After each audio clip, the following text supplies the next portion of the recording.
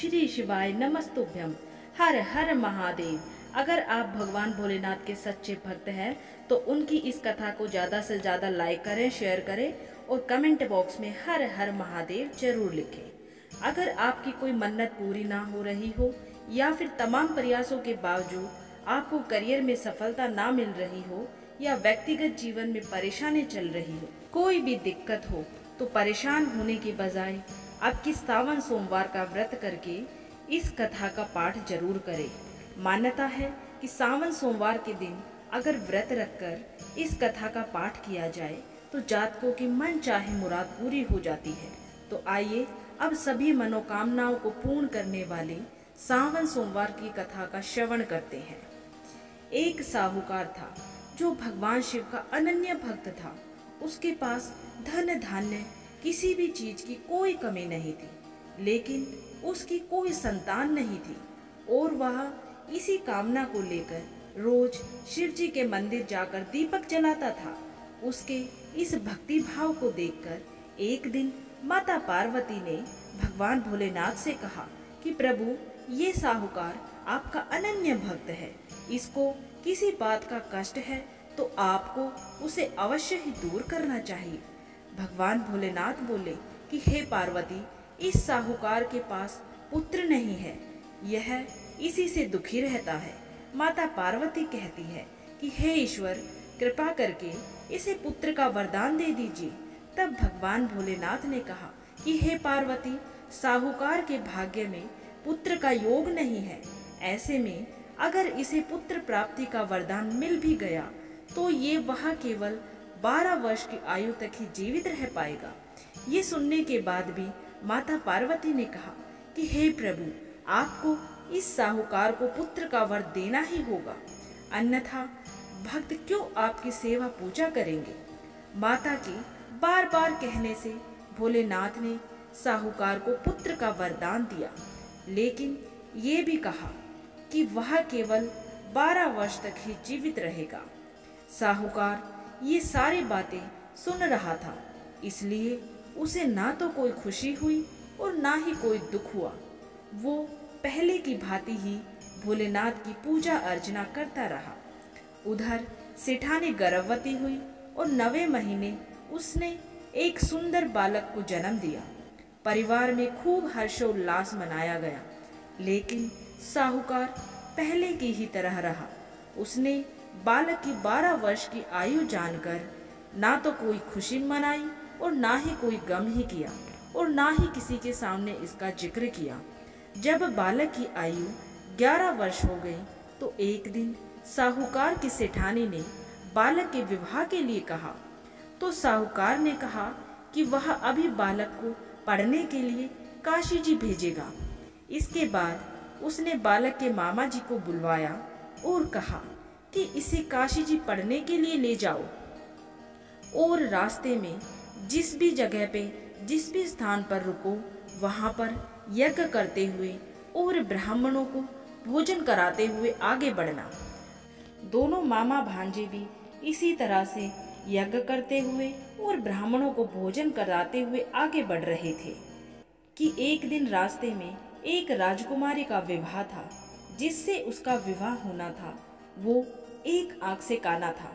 तो इसके पिता ने जब अति सुंदर साहूकार के पुत्र को देखा तो उनके मन में आया कि क्यों ना इसे ही घोड़े पर बिठाकर शादी के सारे कार्य संपन्न करा लिए जाए। तब उन्होंने लड़के के मामा से बात की और कहा कि इसके बदले में वो बहुत सारा धन देंगे। तो लड़के का मामा भी राजी हो गया। इसके बाद साहूकार का बेटा विवाह की बेदी पर बैठा और जब विवाह कार्य संपन्न हो गए तो जाने से पहले उसने राजकुमारी की चुनरी के पल्ले पर लिख दिया कि तेरा विवाह तो मेरे साथ हुआ है, लेकिन जिस राजकुमार के साथ तुम्हें भेजा जाएगा वो एक आंख से काना है। इसके बाद वह अपने मामा के साथ काशी जी पढ़ने के लिए चला गया। उधर जब राजकुमारी ने अपनी चुनरी के पल्ले पर ये सब कुछ लिखा हुआ पाया तो उसने राजकुमार के साथ जाने से इनकार कर दिया। तो राजा ने भी अपनी पुत्री को बारात के साथ विदा करने से मना कर दिया। बारात वापस लौट गई।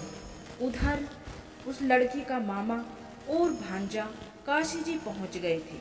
एक दिन जब उसके मामा ने यज्ञ रचा रखा था और उसका भांजा बहुत देर तक बाहर नहीं आया, तो मामा ने अंदर जाकर देखा तो उसके भांजे के प्राण निकल चुके थे। वो बहुत परेशान हुए, लेकिन उसके मामा ने सोचा कि अगर अभी रोटना पीटना मचाया तो ब्राह्मण चले जाएंगे और यज्ञ का कार्य भी अधूरा ही रह जाएगा। तो जब यज्ञ संपन्न हो जाएगा तो मैं सबको इसके बारे में बता दूंगा। जब यज्ञ संपन्न हुआ तो लड़के के मामा ने रोना पीटना शुरू किया। उसी समय भगवान भोलेनाथ माता पार्वती उधर से जा रहे थे। तो माता पार्वती ने शिव जी से पूछा, हे प्रभु, ये कौन रो रहा है? तभी उन्हें पता चलता है कि ये तो भोलेनाथ के आशीर्वाद से जन्मा साहूकार का पुत्र है। तब माता पार्वती कहती है कि हे स्वामी, इसे जीवन दान दें, अन्यथा रोते रोते इसके माता पिता के तो प्राण ही निकल जाएंगे। तब भगवान भोलेनाथ ने कहा कि हे पार्वती, इसकी आयु इतनी ही थी, सो ये भोग चुका है। लेकिन माता के बार बार आग्रह करने पर भगवान भोलेनाथ ने उसे जीवन दान दे दिया। तब लड़का ओम नमः शिवाय, ओम नमः शिवाय करते हुए जी उठा और मामा भांजे दोनों ने ईश्वर को धन्यवाद दिया और अपनी नगरी की ओर वापस लौट चले।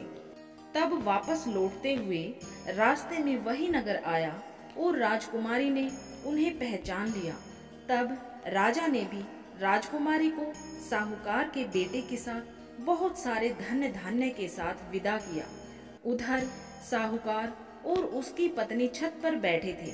उन्होंने ये प्रण कर रखा था कि यदि उनका पुत्र सकुशल ना लौटा तो वो छत से कूदकर अपने प्राण त्याग देंगे। तभी लड़के के मामा ने आकर साहूकार के बेटे और बहू के आने का समाचार सुनाया, लेकिन लड़के के माता पिता नहीं माने। तो उसके मामा ने शपथ पूर्वक कहा। तब दोनों को विश्वास हो गया और दोनों ने अपने बेटे बहू का स्वागत किया। उसी रात साहूकार को स्वप्न में भगवान भोलेनाथ ने दर्शन दिए और कहा कि मैं तुम्हारे पूजन से अति प्रसन्न हुआ।